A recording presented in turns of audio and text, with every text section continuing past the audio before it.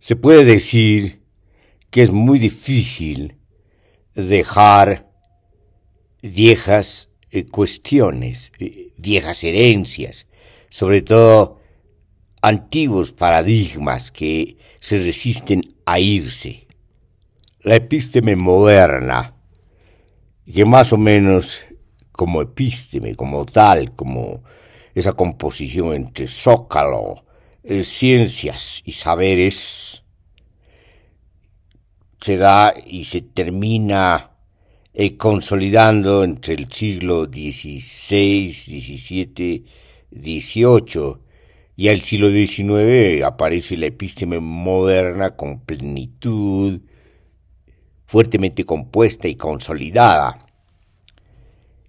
La epísteme compleja, la que hemos llamado epísteme compleja, que se inaugura con el nuevo zócalo de la física cuántica y la física relativista, con el cisma de la física que abole ese imaginario del espacio y ese imaginario del tiempo, las premisas, los presupuestos epistemológicos y subjetivos de la estructura del sujeto de Kant, y opta por inaugurar un campo configurante a partir de la imagen dinámica del tejido del espacio-tiempo. Se da lugar más o menos a principios de 1900, en las primeras décadas, quizás en la segunda, sobre todo a partir de las tesis de la teoría de la relatividad, que después se van a convertir en la teoría de la relatividad generalizada. Después se va a conformar un campo epistemológico prácticamente nuevo, con la física cuántica y más aún con las teorías de las cuerdas, que buscan lo que se llama teoría unificada. Bueno, pues, desde entonces hasta ahora tenemos, para decirlo ilustrativamente, un campo de concurrencias entre la epísteme moderna, que ya se encuentra anclada en un pasado y de todas maneras se halla institucionalizada y por lo tanto tiene fortalezas de resistencia para ser desplazada, y la epísteme compleja, que avanza en su propia construcción, desde la teoría unificada hasta las nuevas tesis de la teoría unificada, que ya incorporan incluso a las ciencias sociales y a las ciencias humanas. Tenemos pues avances, y sobre todo tenemos avances desde la teoría de sistemas, avanzando con la teoría de sistemas autopoieticos y llegando a la teoría de sistemas más avanzados, y sobre todo a la teoría del caos y a las teorías de la complejidad. Entonces estamos en plena apertura, que tiene consecuencias no solamente en la transformación, desplazamiento, ruptura epistemológica y transformaciones y rupturas en los saberes, una reinvención de los saberes desde la perspectiva de la complejidad y sobre todo desde la perspectiva de la multidisciplina. Y por lo tanto estamos precisamente en lo que podemos llamar la conexión de distintos planos de intensidad, distintos espesores de intensidad de los saberes, de las fenomenologías de los saberes, de las nuevas conceptualizaciones y composiciones conceptuales que emergen de la perspectiva y las fenomenologías de la complejidad. Bueno, en este estado de cosas, por así decirlo, en esta situación epistemológica, todavía de manera institucional y sobre todo en el campo ideológico, y más aún en la discursividad política, en el gesto político anacrónico, se sigue persistiendo en la reiteración de viejos esquemas dualistas, de viejos esquematismos dualistas, que corresponden a lo más ilustrativo y lo más simple de los ejes constructivos o de la arquitectura de los saberes de la modernidad. Una de estas disciplinas, es uno de estos campos de saberes, es la economía, que ya Karl Marx en la crítica de la economía política había considerado ideología, y si nosotros vinculamos este texto con la ideología alemana, que es la crítica que realizan Engels y Marx a la filosofía alemana, vamos a entender que se trata de una crítica de la ideología, no solamente una crítica del capital, una crítica del fetichismo de la mercancía, sino una crítica de la ideología, una crítica de la economía como ideología. Ahora seguimos en lo mismo, es decir, estamos ante la persistencia de esquemas económicos más abstractos, los que corresponden a la neoclásica, que se da en dos versiones, que se da en la versión keynesiana, que todavía propone la intervención del Estado para salvar la crisis, ¿no? Sobre todo esa crisis que se da entre oferta agregada y la crisis de la demanda, entonces por temas de shock del mercado, y la otra corriente contrapuesta, pero que forma parte de la misma epísteme, de la misma forma de pensar económica, que es la escuela de Friburgo y la escuela austriaca, que corresponden a autores como von Mises y también como Hayek.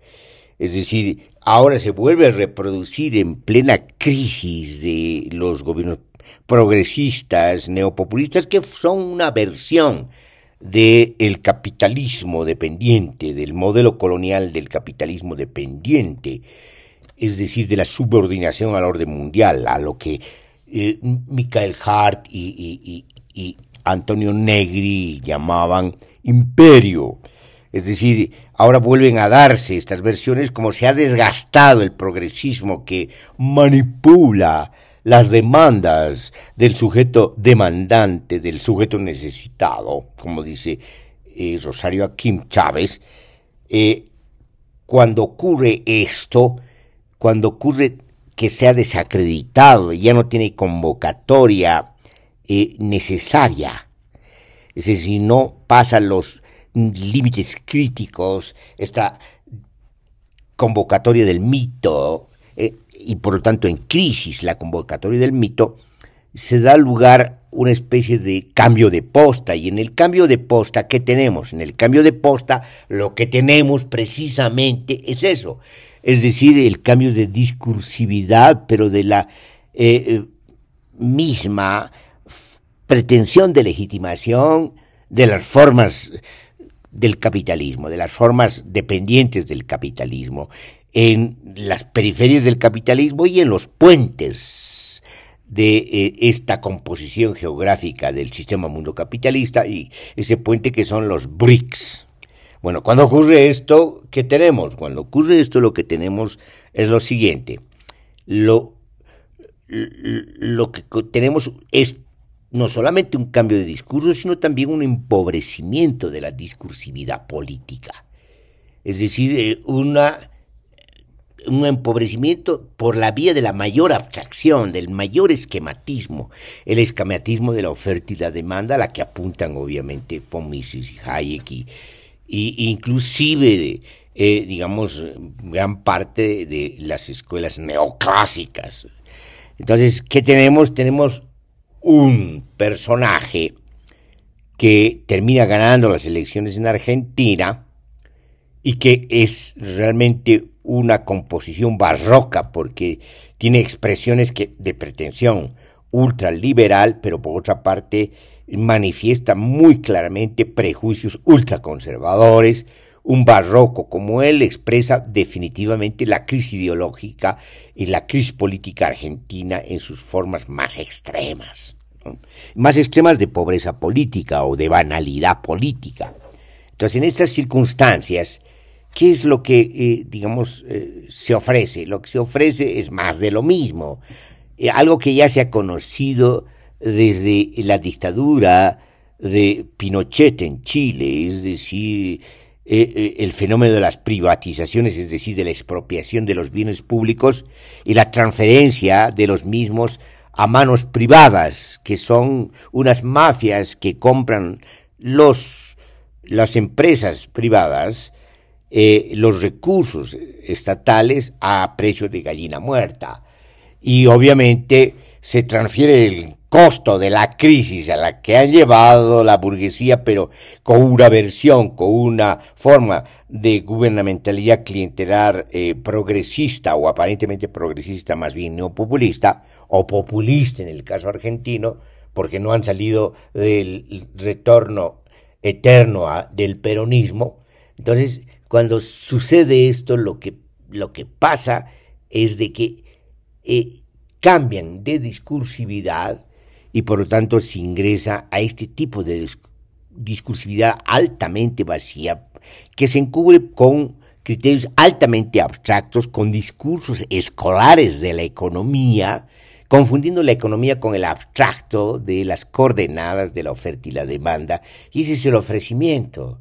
Es decir, entonces pasamos transfiriendo la crisis otra vez al pueblo que ha aguantado la crisis política, pero también la crisis económica, sobre todo la crisis económica, llevada a cabo por el neopopulismo o los populismos, tanto en una versión neoliberal extrema como Nemen, y ahora pretenden con otra discursividad que se pretende ultraliberal llevar nuevamente el costo, transferir el costo de la crisis al pueblo argentino. Es decir, estamos ante una misma burguesía, una burguesía que se ha aprovechado siempre de los recursos del pueblo argentino y que ahora quiere ofertar la Patagonia, o sea, destruir los ecosistemas, entregar la Patagonia a las grandes transnacionales a costa del destino y del porvenir del pueblo argentino.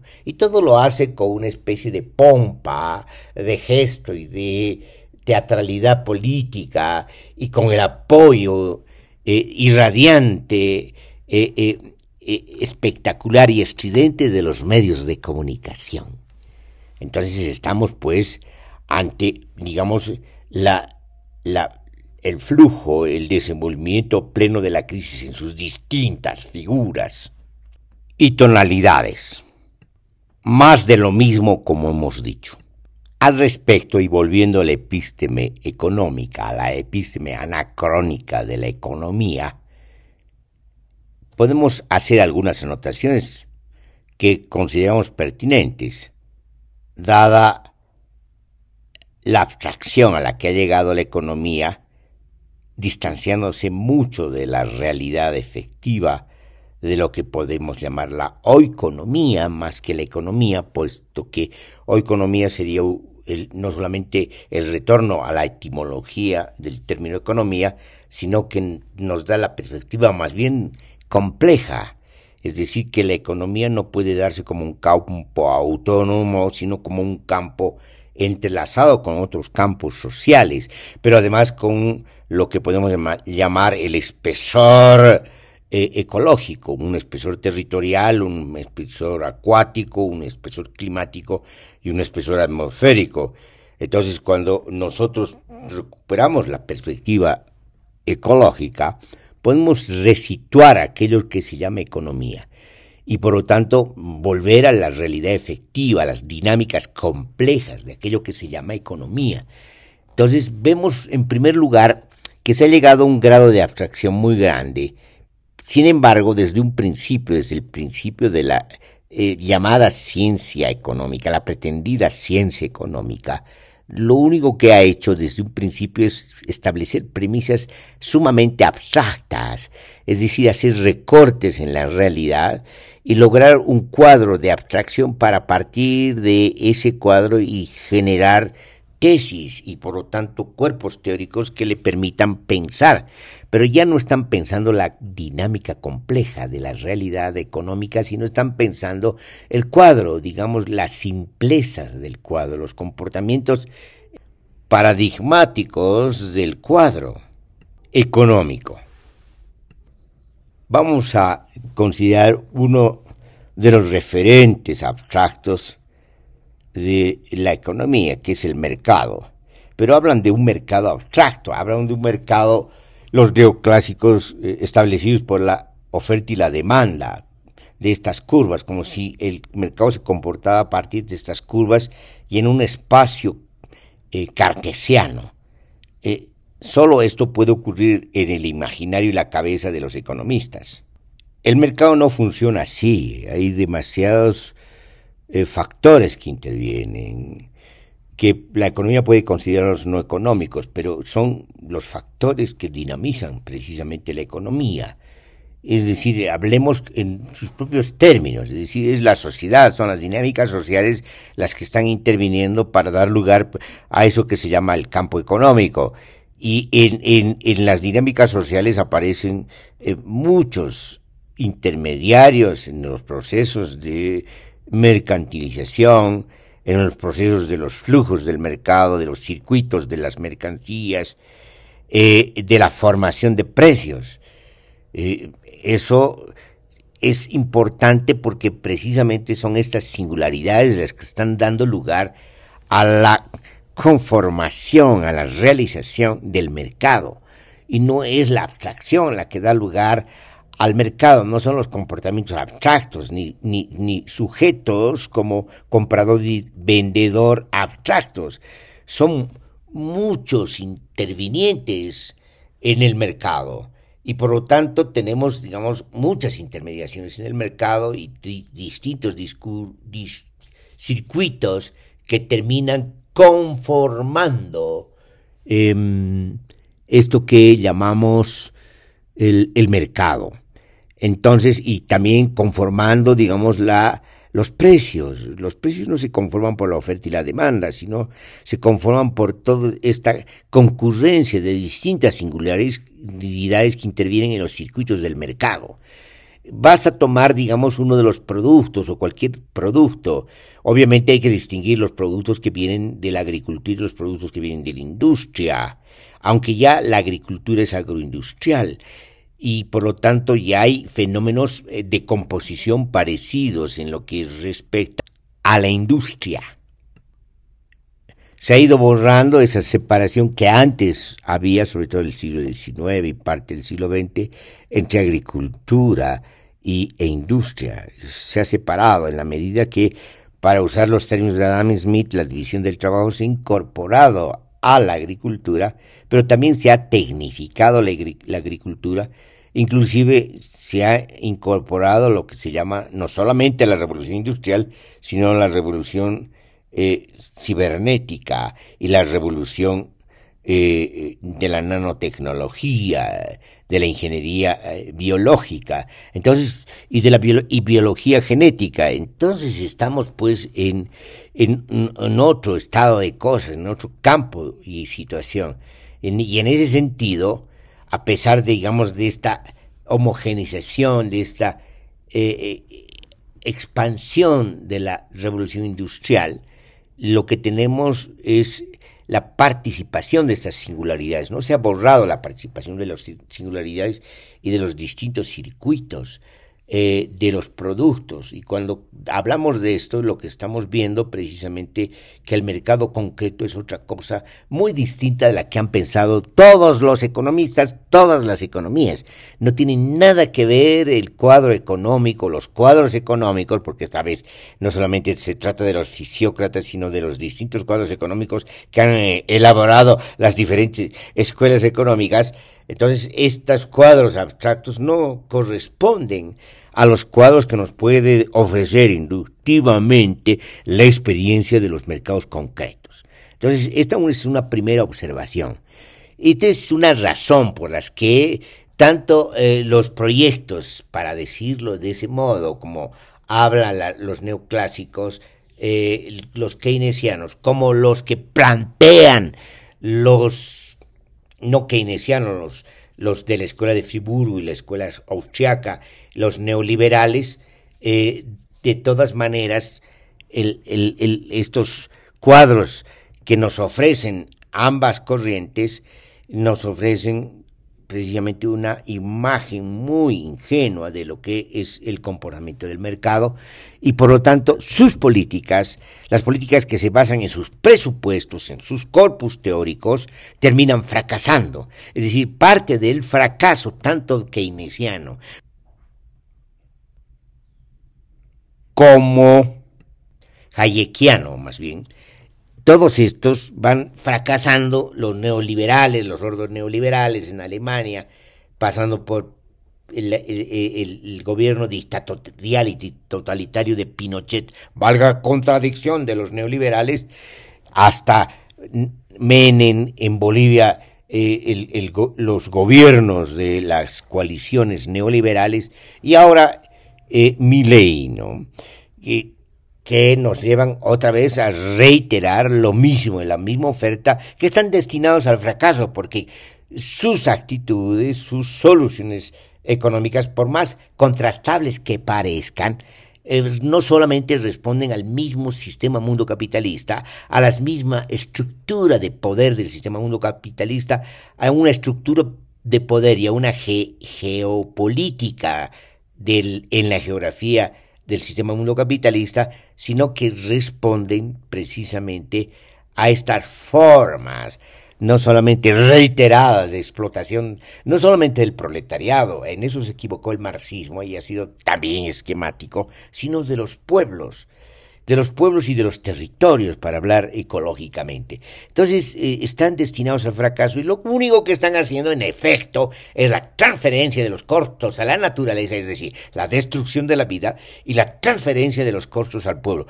la miserabilidad del pueblo, llevarla a una miseria más extrema.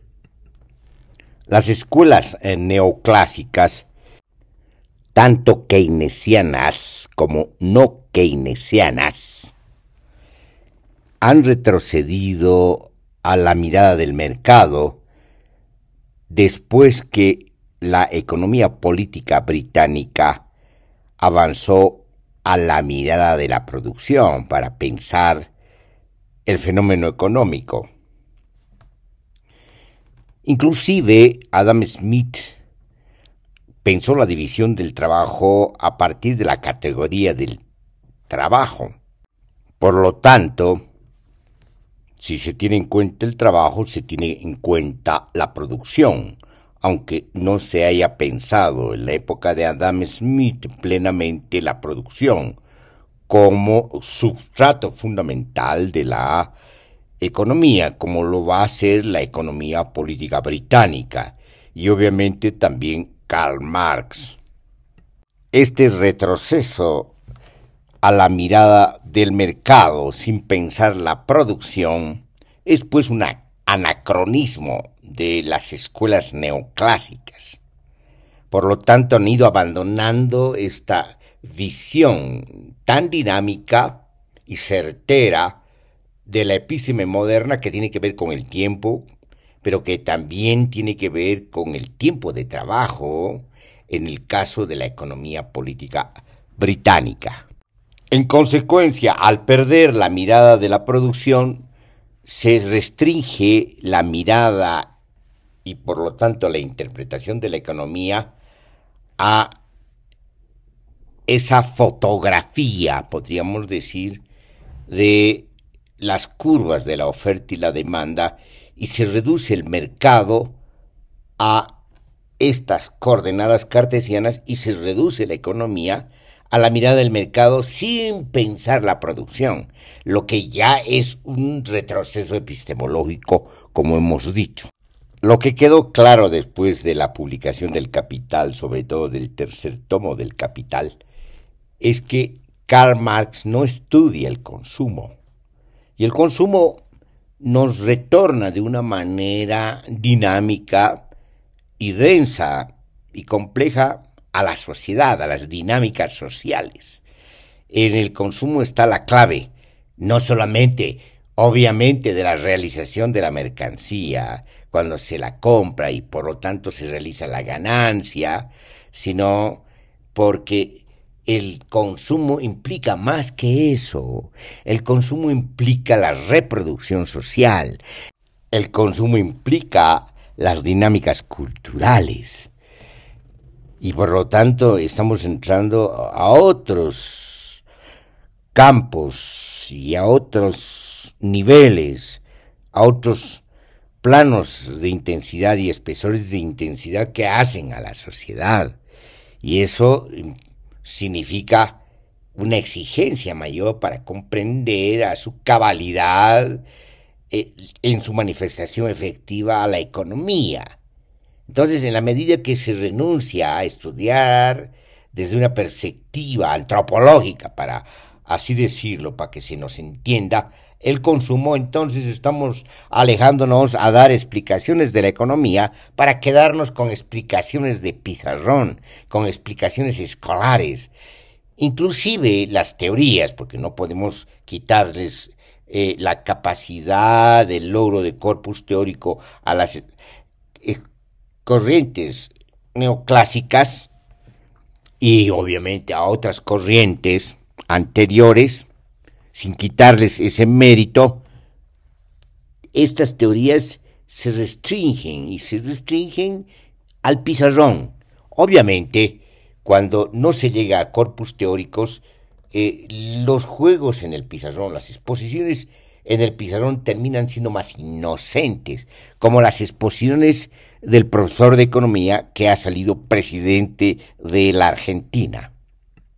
El tema es no tanto por qué emerge nuevamente a la discusión el neoliberalismo, incluso la genealogía neoliberal, que podemos trazar su historia desde el ordoliberalismo alemán y la recuperación de las posiciones liberales radicales austriacas como las de Hayek, pero también hay que considerar los desplazamientos liberales radicales de las corrientes norteamericanas.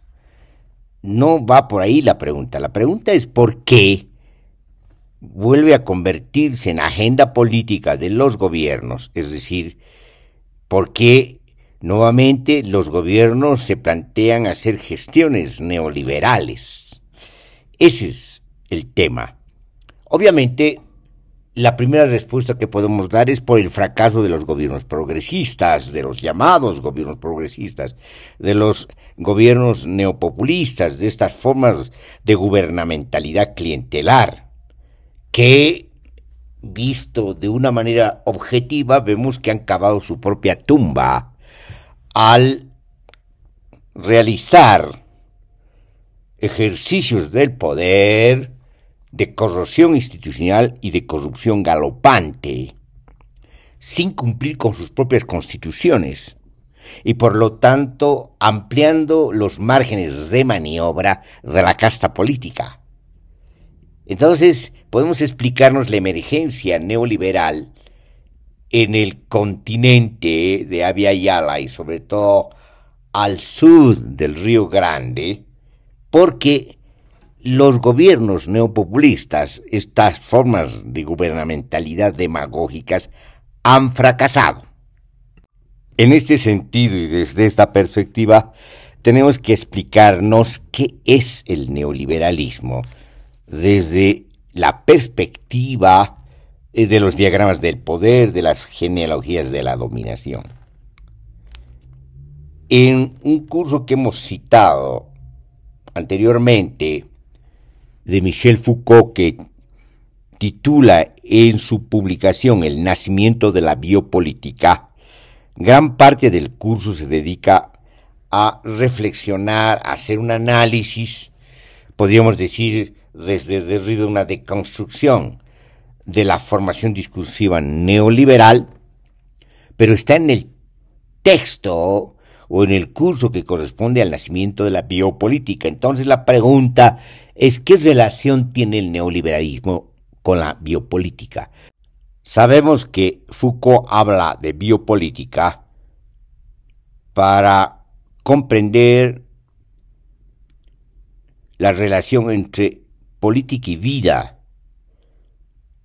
para acercarse más a esta relación entre política y vida, entre poder y vida,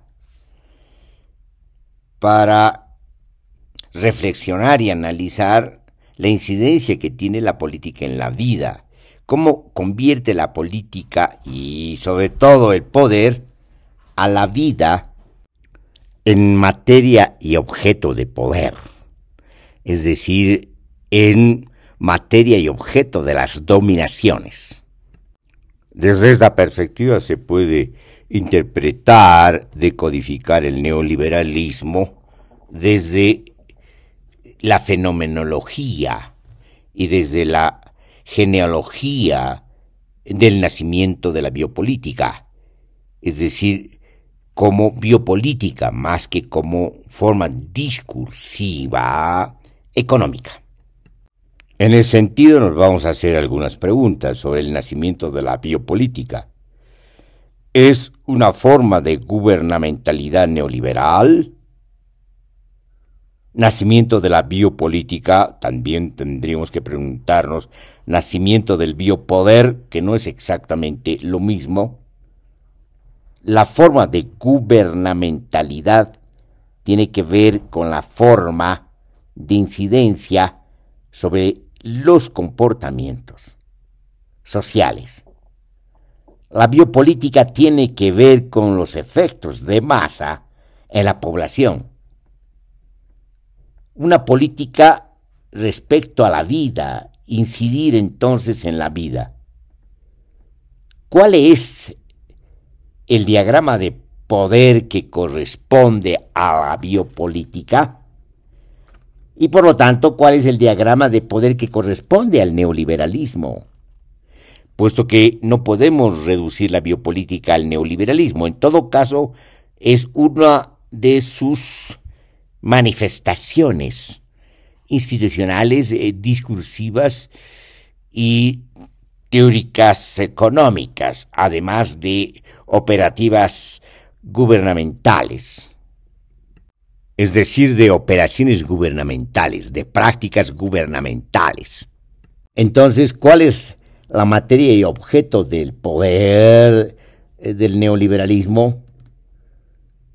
La sociedad, la población. Si hacemos caso a los cursos que acabamos de citar, dados en el Colegio de Francia entre los años 1978 y 1979, publicados, como hemos dicho, con ese título, El nacimiento de la biopolítica. La materia y el objeto del poder no es el mercado. No se trata de intervenir en el mercado, sino de convertir al mercado en el regulador de la sociedad y del Estado. Pero tener como objeto de poder a la población es buscar incidir en ella, persiguiendo lograr ciertas consecuencias en los comportamientos poblacionales. ¿Cuáles son estas?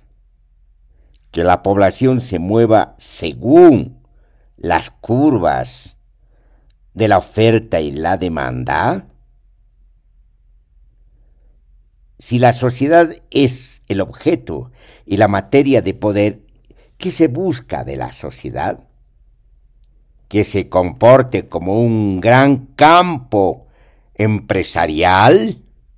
No olvidemos que el diagrama de poder es una relación de dominación.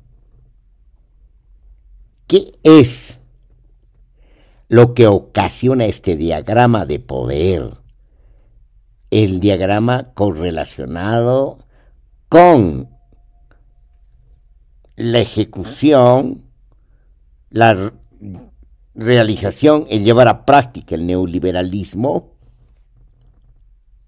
al pretender convertir a la sociedad en un campo empresarial, prepara el escenario social para el desenvolvimiento y el despliegue de la competencia. Ahí está, pues, la teoría de la competencia neoclásica de la escuela de Friburgo y de la escuela austríaca, pero también de las corrientes norteamericanas neoliberales. La competencia se mueve en un contexto de desigualdades singulares. ¿Quién logra beneficiarse de la competencia?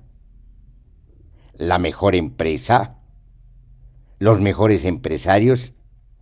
En definitiva, socialmente, el neoliberalismo apunta a conformar una aristocracia de empresarios y, por lo tanto, de afirmar y consolidar la desigualdad.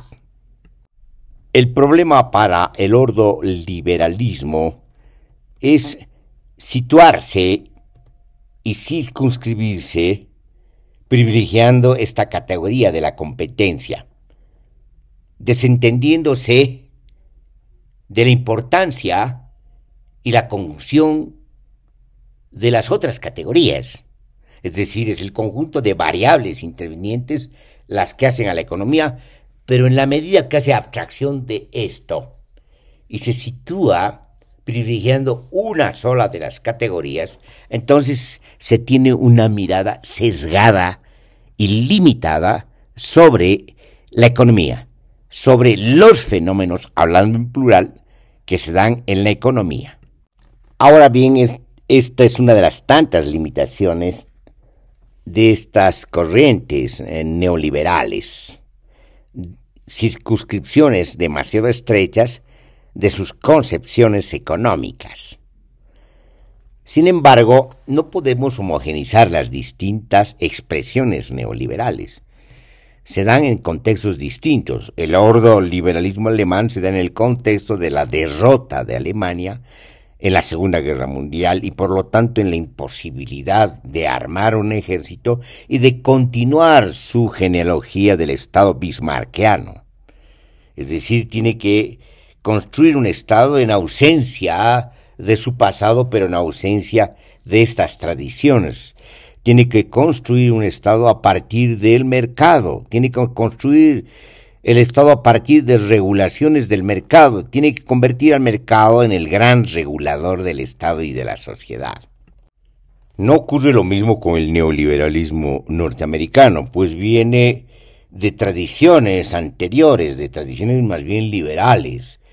Se da como un continuo discontinuo, como un desplazamiento discursivo, conceptual, en la concepción económica, en los corpus y en los discursos, en las formaciones discursivas económicas. El neoliberalismo es una respuesta distinta a la que va a dar lugar el nuevo día, ¿no? Es decir, la salida a la crisis de 1929. Entonces, esta distinta salida a la crisis es una oposición coyuntural, podríamos decir, y transicional a la intervención política o a la manifestación política y operativa del keynesianismo aplicado. En consecuencia, podemos entender el neoliberalismo norteamericano como una continuidad discontinua del liberalismo. No ocurre lo mismo con otras expresiones que se manifiestan posteriormente a la Segunda Guerra Mundial y posteriores a la aplicación de políticas keynesianas, inclusive dada la crisis del estado de bienestar en Europa. Las expresiones neoliberales francesas e inglesas no son iguales, puesto que tienen que articularse a las tradiciones anteriores keynesianas y del estado de bienestar, que no son fáciles de desmontar y más bien resisten y más bien continúan como derechos sociales ganados y conquistados. Entonces, la aplicación neoliberal adquiere otra tonalidad práctica, a pesar de que pueden parecerse mucho más los discursos del neoliberalismo francés con el ordoliberalismo alemán. Ahora bien, lo que ocurre con el neoliberalismo latinoamericano es distinto, puesto que se da en ámbitos de crisis diferentes, que obviamente en conjunto no dejan de ser parte de la crisis del sistema mundial y de la orden mundial de las dominaciones. Sin embargo, en la geografía específica, en la geografía política de las llamadas periferias, inclusive del puente de la emergencia de las potencias, se da la crisis de otra manera. Incluso en este caso, es importante tener en cuenta lo siguiente, que tampoco se da de manera homogénea, inclusive equivalente, puesto cuando se impone el neoliberalismo en Sudamérica, concretamente en Chile, se lo hace en el contexto de una conspiración internacional, una conspiración de parte de la hiperpotencia de los Estados Unidos de Norteamérica, en complicidad y en articulación engranada y armada con la oligarquía y la burguesía chilena, los llamados momios. En consecuencia, se trata de una conspiración internacional y nacional contra el gobierno de Allende, un gobierno socialista elegido mayoritariamente.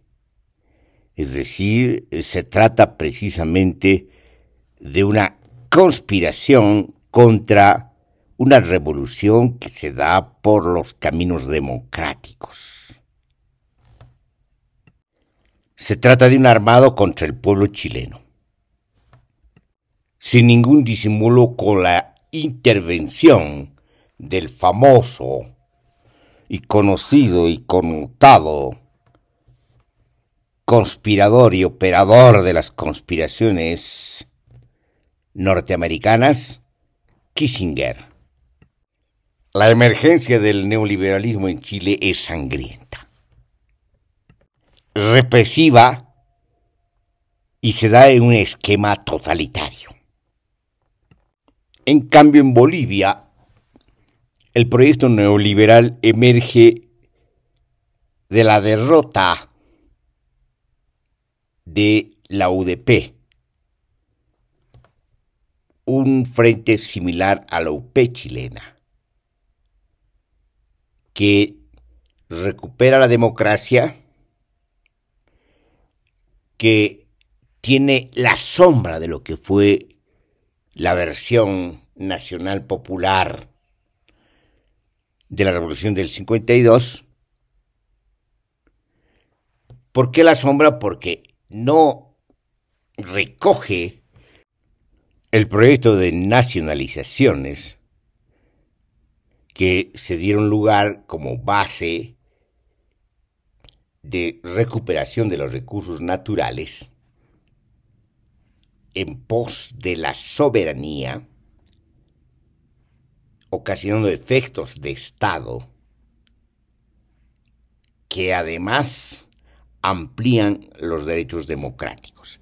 en el caso de la UDP es un aminoramiento de esa tradición, una incursión ya en el pragmatismo y en el oportunismo de izquierdas que aminoran su proyecto y sin embargo terminan atrapados por un Congreso de derecha y en un contexto de la hiperinflación. Entonces, en este caso, se da lugar la emergencia del neoliberalismo a partir precisamente del derrumbe de el proyecto de la Unión Democrática y Popular. De manera distinta, en Brasil se da por lo que podemos llamar el cambio de la correlación de fuerzas en el Congreso y desplazamientos políticos, inclusive de cierta izquierda. Un presidente que lleva a cabo un proyecto neoliberal es precisamente Fernando Henrique Cardoso, quien fue un intelectual y un investigador de la CEPAL, que más bien tenía esta concepción de la teoría de la dependencia y por lo tanto también del proyecto de la sustitución de importaciones a través de la industrialización. Pero precisamente es Fernando Cardoso el que renuncia a esta concepción, a esta posición, a su trayectoria intelectual para ser el operador político de la implementación de un proyecto neoliberal en Brasil. La Argentina también tiene una historia singular de la emergencia y el desplazamiento del neoliberalismo.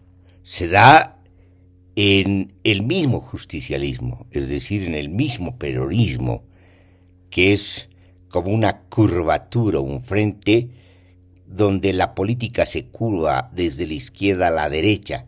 En este caso, en el caso de Carlos Menem, se decide un desplazamiento hacia lo que se podría llamar desde el punto de vista del sentido común político derecha.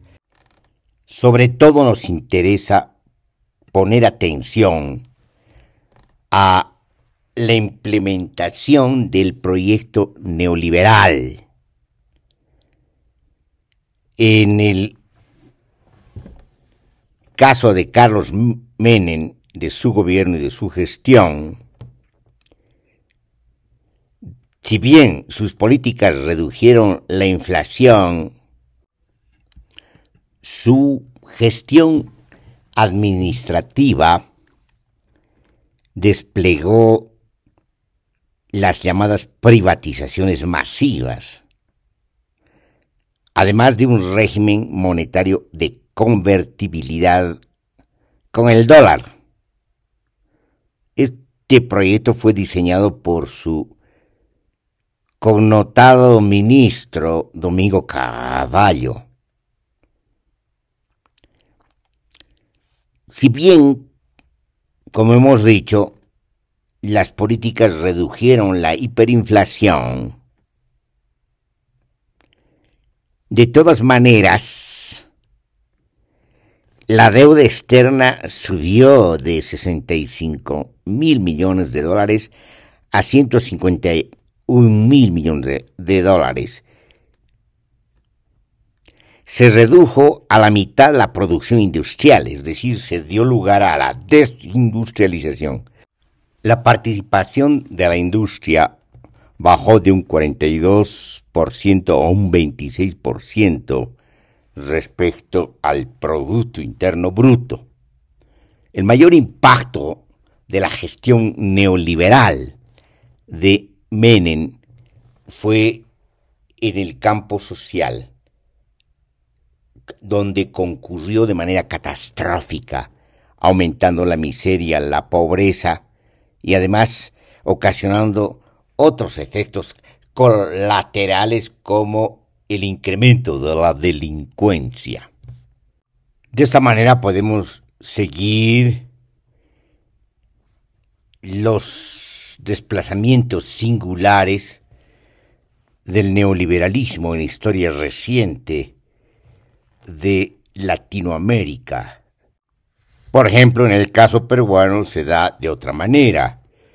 Se da después de esa guerra sucia y prácticamente de exterminio del ejército peruano, no solamente contra las guerrillas, la de Sendero Luminoso y la del MRTA, sino contra el pueblo peruano, porque se aprovecha la ocasión para desmantelar a la izquierda, a la intelectualidad de izquierda, a las organizaciones sociales, y por lo tanto se produce un vaciamiento, no solamente institucional, organizacional de la sociedad, sino también un vaciamiento cultural y de la memoria.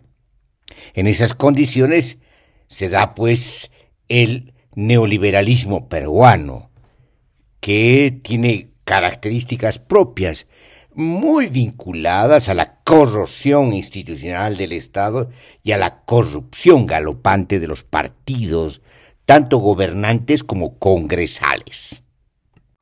Después del interregno, por así decirlo, de los gobiernos llamados progresistas, que de progresistas solo tienen el nombre, después de esta crisis reaparecen los espectros del neoliberalismo. Obviamente, como la historia no se repite dos veces, sino una como tragedia y otra como farsa, diríamos como comedia, lo que ocurre después se da de una manera más debilitada.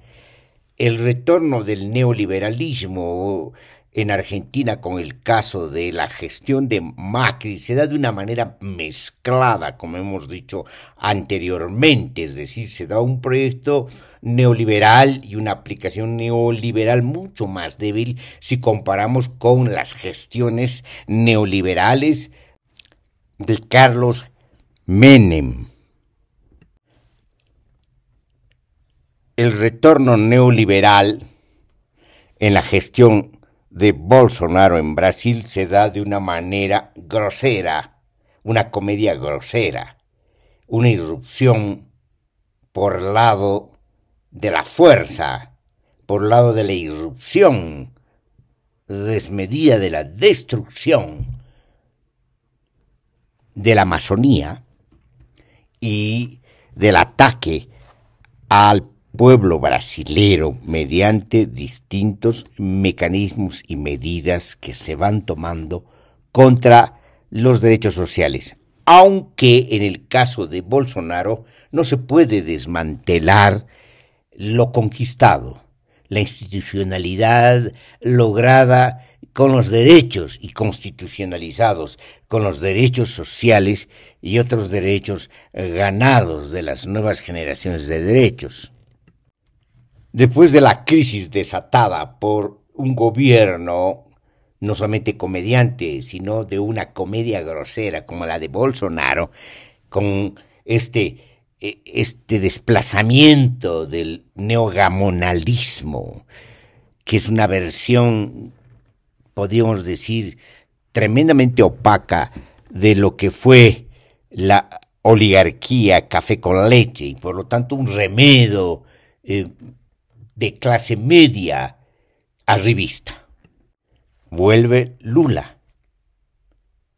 Ignacio da Silva vuelve, pero vuelve también, fíjense, de manera mucho más débil, mucho más opaca, sin el entusiasmo, sin la convocatoria, sin la esperanza que había significado su irrupción gubernamental, su victoria electoral en el Brasil. En el gobierno se da lugar al círculo vicioso del poder y termina atrapado en las redes y en las lógicas de un poder perverso. Por lo tanto, se encaminan también en este caso a un entramado de corrosión institucional y de corrupción. Su retorno implica una versión mucho más opaca y débil, como hemos dicho. El retorno del neoliberalismo en segunda versión, o en tercera versión en este caso de la Argentina, y en la Argentina, con Milei, es nuevamente volver al escenario, volver al círculo vicioso del poder con distintas versiones, no solamente del justicialismo, sino con distintas versiones del neoliberalismo. Esta vez tenemos un hombre disfrazado de Menem por las patillas, pero también un hombre disfrazado de libertario radical, que incluso tiene el tupé de llamarse libertario cuando no corresponde, puesto que el concepto libertario tiene que ver con las grandes tradiciones anarquistas, que no solamente están contra el Estado, sino también contra el capital, cosa que no suena y que no es adecuada en el caso de Milei, a pesar de sus pretensiones de liberalismo radical. Bueno, aceptando su discurso del liberalismo radical, lo que no suena en él es lo que hemos dicho antes, esta mezcla con prejuicios ultraconservadores y vínculos no solamente ultraconservadores, sino de complicidad con el genocidio dado en Argentina en la dictadura militar. Entonces nuevamente asistimos a un teatro político, esta vez por el lado, para decirlo en el sentido común político, de derecha. Entonces lo que va a hacer este hombre no es otra cosa que repetir viejas medidas ya desgastadas, que las ha definido en el espectro o en la neblina de lo que llama la dolarización, la desaparición del Banco Central, en una argumentación teatral y altamente polémica y bochornosa, como decir que la justicia social es una aberración y que no hay derechos que hay que reconocer. Entonces, estamos ante precisamente un perfil estrafalario que va, eso lo anuncia, su gesto, pero también su discursividad política, que anuncia la privatización escandalosa, pero además el achicamiento de los derechos sociales y el achicamiento del presupuesto que implica la inversión social y el regalo y la transferencia de recursos y de empresas públicas a manos de las mafias privadas, y sobre todo en el caso de los recursos naturales que comprometen las riquezas de la Patagonia a la vorágine de las transnacionales. Eso es, no hay que dar mucha vuelta aquí. Por ambos lados, por el lado de la izquierda, que se autonombra de izquierda, valga saber qué implica la izquierda en términos efectivos en la actualidad, o la señalada derecha, que sabemos lo que implica por su constante oposición y antagonismo a los derechos y a las demandas sociales. Volvemos, pues, al círculo vicioso del poder, y este retorno cada vez es más envolvente, se encaracola mucho más, lo que anuncia precisamente no solamente la clausura y el crepúsculo del círculo vicioso del poder, sino la extensión intensiva y calamitosa de la decadencia, no solamente política, sino también económica y social.